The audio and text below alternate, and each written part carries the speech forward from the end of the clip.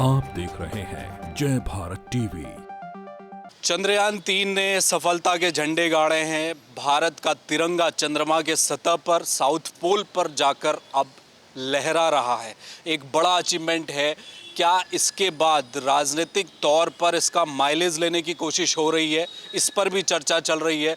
जिस तरह से कल जैसे ही लैंडर ने लैंड किया और इस सफलता के बाद प्रधानमंत्री नरेंद्र मोदी तो आए, उनका वक्तव्य तो हुआ, लेकिन आखिर में उन्होंने वैज्ञानिकों को बधाई दी, लेकिन पहले अपनी बात कह गए। उस पर लोगों ने सवाल उठाए। उसके ठीक बाद जेपी नड्डा, बीजेपी के राष्ट्रीय अध्यक्ष, वो स्क्रीन पर आए और उन्होंने यहाँ तक कहा कि ये जो मिशन है वो प्रधानमंत्री नरेंद्र मोदी के अथक प्रयासों और उसके बाद वैज्ञानिकों की मेहनत से ये सब कुछ हुआ है। और अब पुष्कर सिंह धामी, जो कि उत्तराखंड के मुख्यमंत्री हैं, उन्होंने कहा है कि इस टीम के जितने भी साइंटिस्ट हैं उनको उत्तराखंड सरकार वेलकम करेगी। वो आएँ, उत्तराखंड के अतिथि बनकर आएँ, यहाँ रहें, वो ज़मीन ले लें यहाँ, या रिटायरमेंट के बाद आए। इस पूरे मुद्दे पर चर्चा के लिए मेरे साथ गरिमा दसोनी हैं, उत्तराखंड कांग्रेस की प्रदेश की मुख्य प्रवक्ता हैं। मैम, चंद्रयान एक बड़ी सफलता है, कोई दिक्कत तो नहीं है इसमें? अगर प्रधानमंत्री, भाजपा के अध्यक्ष, मुख्यमंत्री इस बात को लेकर अपनी बात सामने रखें तो? नहीं, ये तमाम लोग अब अपनी राजनीतिक रोटियां सेक रहे हैं और इनसे यही अपेक्षित था, क्योंकि हमने देखा कि राम मंदिर का निर्माण जो है सर्वोच्च न्यायालय के वर्डिक्ट के बाद हो रहा है। उसका भी पूरा श्रेय ये स्वयं को देते हैं। फिर जो सेना का, भारतीय सेना का शौर्य और पराक्रम है, उसको भी ये अपनी ही झोली में डालते हैं। उनकी मेहनत, उनकी कर्मठता, उनके निष्ठा का एक तरह से उसको बी लिटिल करना, इसको मैं कहूँगी। और अब जो इसरो के वैज्ञानिकों ने कर दिखाया है वो एक करिश्मा है, वो निश्चित रूप से ऐतिहासिक है। और हम तो एज अ कांग्रेसी गौरवान्वित हैं कि इसकी स्थापना ही हमारे प्रथम प्रधानमंत्री के समय पर हुई, उनके मार्गदर्शन से हुई। और कितनी भी ये लोग अब डुगडुगी अपने नाम की पीट लें, लेकिन पूरा भारत देश जो पढ़ा लिखा व्यक्ति है, जो इसरो का इतिहास जानता है, वो जानता है कि इसका प्रणेता और संस्थापक कौन थे। अब ऐसे में प्रधानमंत्री मोदी और नड्डा और धामी जी जिस तरह से राजनीतिक रोटियां इस पर सेकने का प्रयास कर रहे हैं, वो जनता देख रही है और जनता समझ रही है। और ज़मीन जहाँ तक यहाँ उत्तराखंड में देने की बात वो कर रहे हैं या यहाँ उनको आमंत्रित कर रहे हैं, मैं तो पूछना चाहती हूँ धामी जी से, आपके मंत्रियों ने, आपके पार्षदों ने और आपके संरक्षण में भूमाफियाओं ने उत्तराखंड में ज़मीन छोड़ी कहाँ है, ये तो बताइए। यदि ज़मीन होती तो फिर क्या उत्तराखंड को उसके ज़िले नहीं मिल जाते? मैम, एक सवाल ये है कि चंद्रयान-3 का जो लॉन्चिंग पैड बनाने वाले जो इंजीनियर्स थे, उन्हें 17-18 महीनों से पैसा नहीं मिला था। ये मुद्दा भी अभी काफ़ी उठा था।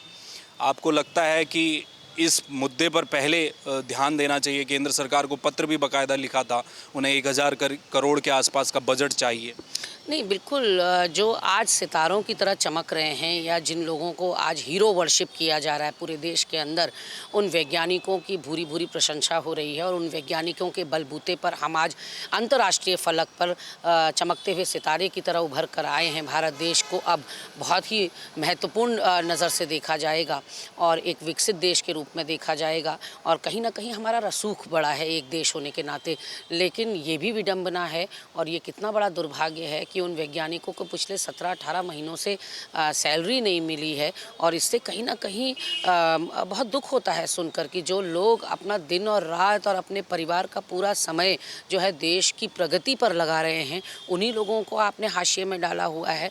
ऐसा होता है कि जब किसी को अप्रिसिएशन मिलता है या किसी को उसके बदले रीइंफोर्समेंट मिलता है तो उसकी काम करने का जज्बा और तिगुना हो जाता है, उसके अंदर जोश और स्फूर्ति का संचार होता है। लेकिन यहाँ कहीं ना कहीं ये उदासीन होने वाला फैक्टर सामने आया है कि उन लोगों को सैलरी नहीं मिली है। और मुझे लगता है प्राथमिकता पर भारत सरकार को इसकी ओर ध्यान देना चाहिए। अभी भारत के इतने बुरे दिन नहीं आए हैं कि अपने इस तरह के हीरोज़ को हम इस तरह से अनदेखी करें। मैम, आपको क्या लगता है कि बीजेपी का जैसे ट्विटर हैंडल है, उनका आईटी सेल है, तमाम नेता सारे कल से ही इस मुद्दे को उठा रहे हैं और ऐसा लग रहा है कि वो राजनीतिक पॉलिटिकल माइलेज लेने की कोशिश हो रही है? क्या देश की जनता, चूँकि इस समय बहुत खुशी में सारे लोग हैं, एक बड़ी सफलता के तौर पर आप देख रही हैं, आने वाले समय में चुनाव भी होना है, क्या ये एक मुद्दा होने वाला है जो बीजेपी के पक्ष में जाएगा? आपको ऐसा लगता है? नहीं, बिल्कुल नहीं। अब मैंने जैसा कि कहा कि देश का बच्चा बच्चा जानता है कि कब इसरो की स्थापना हुई, किसकी वजह से हुई, और सारे तरह के डैम्स आप उठाकर देख लीजिए, IITs और IIMs देख लीजिए। कांग्रेस ने अपने समय में, ये बार बार पूछते हैं हमने 70 सालों में क्या किया, तो इसरो ने इनके मुंह पर मुझे लगता है करारा तमाचा मारा है जवाब देकर कि कांग्रेस पार्टी ने ही इसरो की स्थापना करी और ये दूरदर्शिता और ये वैज्ञानिक क्षमता ही देश को आगे बढ़ाने का काम करती है। जो पाखंड और जो धर्मांधता में ये देश को झोंक रहे हैं, उससे कोई देश तरक्की नहीं कर सकता। वैज्ञानिक सोच हमें दिशा दे सकती है, और ऐसे में ये कितना भी लाभ लेने की कोशिश करें, जनता के सामने ये बेनकाब हो चुके हैं कि ये सिर्फ और सिर्फ दूसरों के कंधे पर सवार होकर अपनी चुनावी वैतरणी पार करना जानते हैं। अपना कोई मील का पत्थर इन्होंने पिछले 9 साल में नहीं रखा है। शुक्रिया। धन्यवाद आपका। तो ये थी गरिमा दशौनी, जिन्होंने साफ कहा है कि जो बुनियाद है इसरो में, तमाम जितने प्रोजेक्ट अभी तक आए हैं, उस बुनियाद को कांग्रेस के कार्यकाल में रखा गया, और उस बुनियाद पर आप 1 मंजिल बनाइए, 2 मंजिल बनाइए या 3 मंजिल बना लीजिए, कहा यही जाएगा कि बुनियाद कब रखी गई थी। ये कांग्रेस का तर्क है।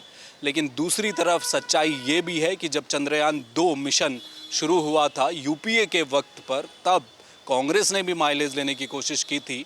इस वक्त कांग्रेस का कहना ये है कि देश में ऐसे कई मुद्दे हैं, बेरोज़गारी है, महंगाई है, इन तमाम मुद्दों को छोड़कर जनता बीजेपी को इस चंद्रयान मिशन की सफलता से वोट नहीं देने जा रही है।